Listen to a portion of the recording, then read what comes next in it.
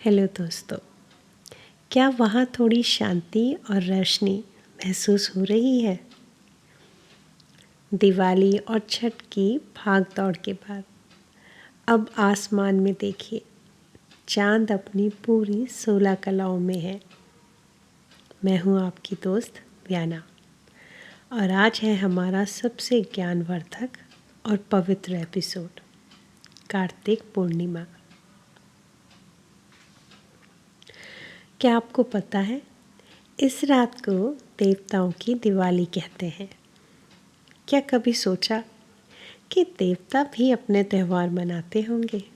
और अगर हाँ, तो वो दिवाली कहाँ, कैसे और क्यों मनाते हैं? क्या इस रात को किसी पवित्र नदी में डुबकी लगाने से हमारे पाप धुल जाते हैं? और इस दिन गुरु नानक देव जी का प्रकाश पर्व क्यों मनाया जाता है? आज हम जानेंगे कि कार्तिक पूर्णिमा क्यों कहलाती है त्रिपुरी पूर्णिमा। कैसे शिव जी ने एक भयंकर राक्षस का वध करके देवताओं को जश्न मनाने का मौका दिया, और क्यों इस रात को किया गया दान और स्नान हमें सीधा मोक्ष की ओर ले जाता है। ये कहानी सिर्फ धार्मिक नहीं है, यह है ज्ञान की रोशनी, आत्मशुद्धि और समर्पण का सबसे खूबसूरत उत्सव। तो तैयार हो जाइए, क्योंकि अब हम देवताओं की महफिल में चलने वाले हैं। तो शुरू करते हैं उस भयंकर युद्ध की कहानी से जिसने इस पूर्णिमा को इतना खास बना दिया। पौराणिक कथाओं में कहते हैं कि तारकासुर के 3 पुत्र तारकाक्ष, कमलाक्ष और विद्युन्माली थे, जिन्हें सामूहिक रूप से त्रिपुरासुर कहा जाता था। उन्होंने तपस्या करके ऐसा वरदान पाया कि उन्हें सिर्फ एक ही तीर से मारा जा सकता था, और इस तीर को चलाने वाला भी कोई साधारण देव नहीं होना चाहिए। उन्होंने स्वर्गलोक और पृथ्वीलोक पर 3 अभेद नगर बनाए और अपना आतंक सभी दिशाओं में फैला दिया। ये तीनों राक्षस दोस्तों आज के ज़माने के अहंकार, लालच और क्रोध के प्रतीक है, और इन्हें ख़त्म करना बहुत ज़रूरी है। जब त्रिपुरासुर का आतंक बहुत बढ़ गया तो सभी देवता भगवान शिव के पास पहुँचे। भगवान शिव ने सभी देवताओं की शक्ति को मिलाकर एक अचूक बाण बनाया। जैसे ही वो तीनों नगर एक सीध में आए, कार्तिक पूर्णिमा के दिन शिव जी ने एक ही बाण से उनका संहार कर दिया। त्रिपुरासुर के वध से देवता बहुत प्रसन्न हुए। उन्होंने इस विजय का जश्न मनाया और इस दिन को ही देव दिवाली के रूप में मनाया गया। तो सोचिए दोस्तों, शिव जी ने अंधकार पर प्रकाश की विजय दिलाई। इसीलिए इस रात को गंगा या किसी भी पवित्र नदी के घाट पर हजारों दिए जलाए जाते हैं। ये दिए त्रिपुरासुर पर शिव की विजय का प्रतीक है। यह हमें सिखाते हैं कि अंधेरा कितना भी गहरा हो, विजय हमेशा ही सत्य और प्रकाश की होती है। अब आते हैं उत्सव पर। तो दोस्तों, इस दिन 2 सबसे बड़े आध्यात्मिक कार्यक्रम होते हैं, पवित्र स्नान और गुरु का सम्मान। इस दिन सूर्योदय से पहले किसी भी पवित्र नदी जैसे गंगा, यमुना या शिप्रा में स्नान करना कार्तिक स्नान कहलाता है। ये सिर्फ डुबकी नहीं है, यह है पापों से शुद्धि का संकल्प।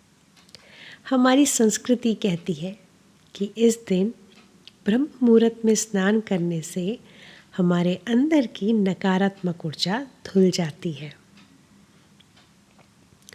और इस दिन किया गया दान, चाहे वह अनाज का हो, कपड़ों का हो या सिर्फ एक दिए का, उसका फल 10 गुना अधिक मिलता है। इसे त्रिपुरी दान कहा जाता है। इसी पवित्र पूर्णिमा के दिन सिख धर्म के संस्थापक गुरु नानक देव जी का जन्म हुआ था। ये कितना खूबसूरत संयोग है दोस्तों कि एक तरफ शिव ने अंधकार को मिटाया और दूसरी तरफ गुरु नानक देव जी ने अपने ज्ञान से दुनिया में प्रेम और समानता का प्रकाश फैलाया। गुरु जी के संदेश आज भी हमें सिखाते हैं कि मानवता सबसे बड़ी सेवा है। कई जगह इस दिन बड़े बड़े मेले लगते हैं। सबसे प्रसिद्ध मेला पुष्कर में लगता है, जहाँ ब्रह्मा जी के मंदिर में भक्तजन आते हैं।